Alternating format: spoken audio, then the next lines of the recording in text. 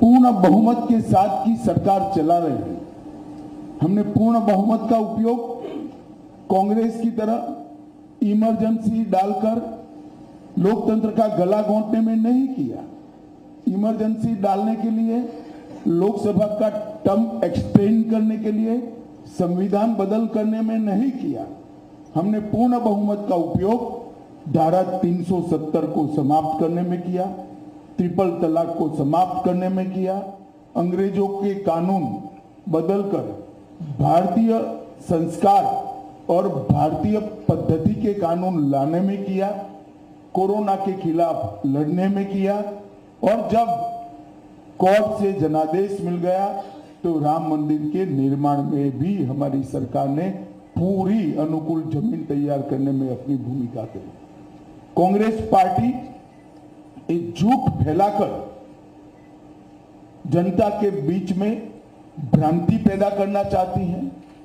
मैं ये बात स्पष्ट कर देना चाहता हूं कि Bharatiya Janata party ST, SC, OBC के आरक्षण की समर्थक है और हमेशा इसके संरक्षक के रूप में अपनी भूमिका निभाएगी। ये बात नरेंद्र मोदी जी ने भी कई बार सार्वजनिक भाषणों में स्पष्ट की। एसटी, एससी, ओबीसी के आरक्षण में किसी एक राजनीतिक दल ने अगर डाका डाला है तो वो कांग्रेस पार्टी ने डाला है। सबसे पहले उन्होंने संयुक्त आंध्र प्रदेश में मुसलमानों को रिजर्वेशन दिया। वो रिजर्वेशन के कारण ओबीसी का रिजर्वेशन कटा। उसके बाद में कर्नाटक में रातों रात कोई सर्वे के करे बगैर, पिछड़ापन तय करे बगैर सारे मुसलमानों को ओबीसी कैटेगरी में डालकर उनके लिए 4% का कोटा रिजर्व कर दिया। इससे भी पिछड़ा वर्ग का रिजर्वेशन कटा है।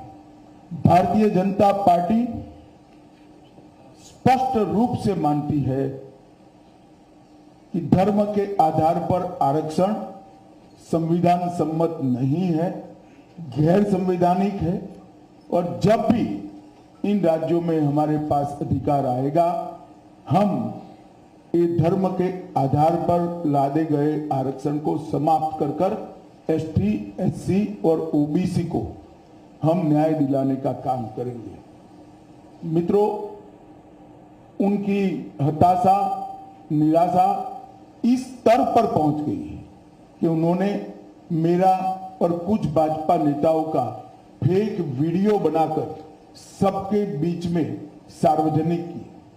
मुख्यमंत्री, प्रदेश अध्यक्ष, इस कक्षा के व्यक्तियों ने भी इस फेक वीडियो को फॉरवर्ड करने का काम किया। अब स्पष्ट हो चुका है। सौभाग्य से मैं जो बोला था उसका भी रिकॉर्डिंग हुआ था, तो वो रिकॉर्ड हमने सबके सामने रखा।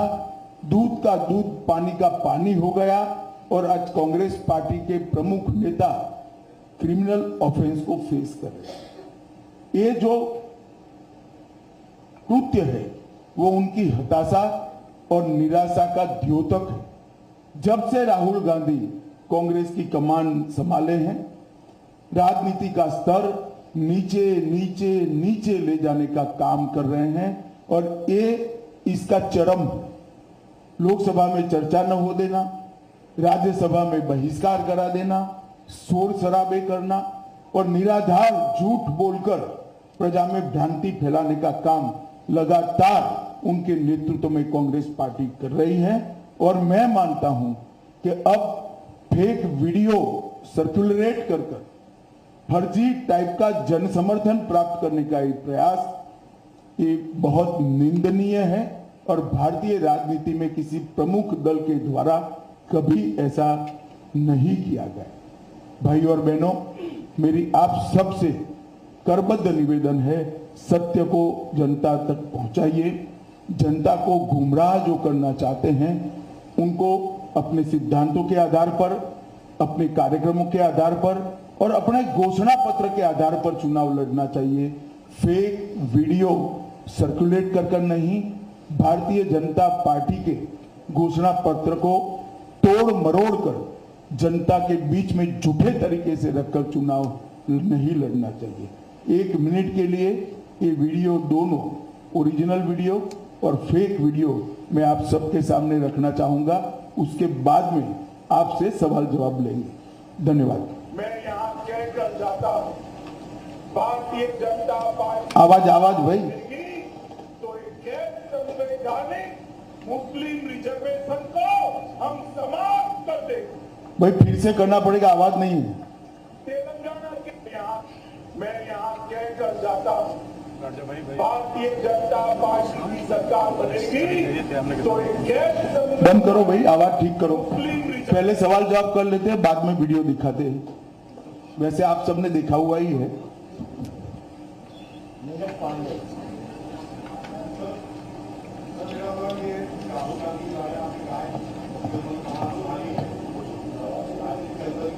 तो यार आपने चुनी कहा कि जब से राहुल गांधी ने कांग्रेस की कमान संभाली है तो राजनीति का स्तर नीचे गिरता गया है। उनकी जो सीट थी राहुल गांधी की अमेठी, जहां से वो चुनाव लड़ते थे, और इतना ही बचा है अब।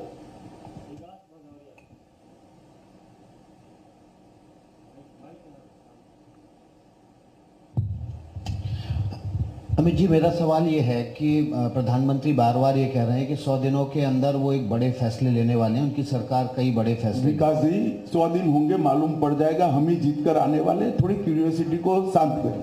चलिए, मेरा सवाल ये है, क्या कुछ नहीं निकलेगा भैया, क्यूरियोसिटी शांत करें। समान नागरिक संहिता को लेकर बार बार ये कहा जा रहा है कि शायद 100 दिन के भीतर लागू हो जाएगी। वो आपकी एक कल्पना है। हमने हमारे घोषणा पत्र में 5 साल के घोषणा पत्र में रखा है, उचित समय पर हो जाए।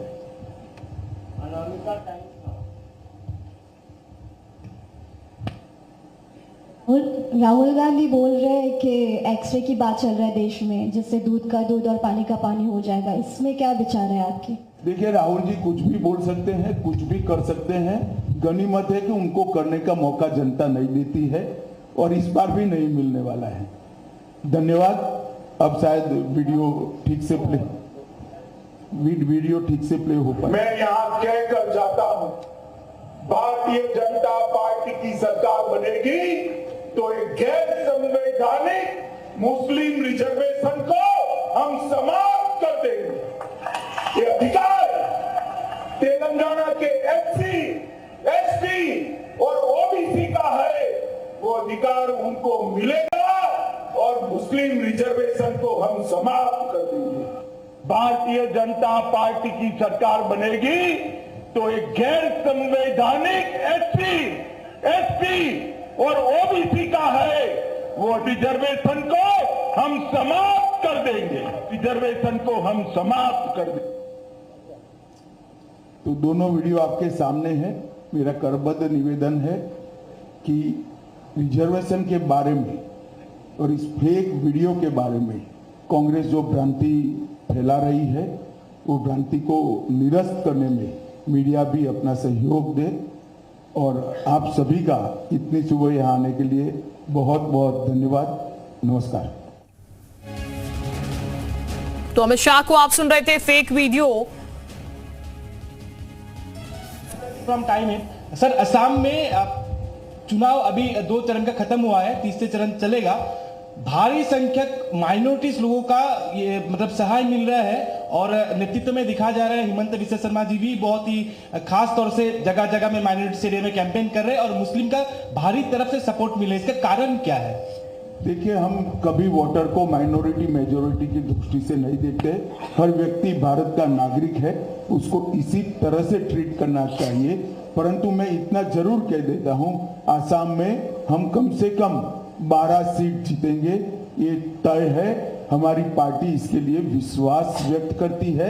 कम से कम 12 से आगे भी जा सकते। सर, असम की कई कंस्टिट्यूएंसी में आपने भी प्रसार में भाग लिया, कैसा देख रहे हैं आपके हिसाब से?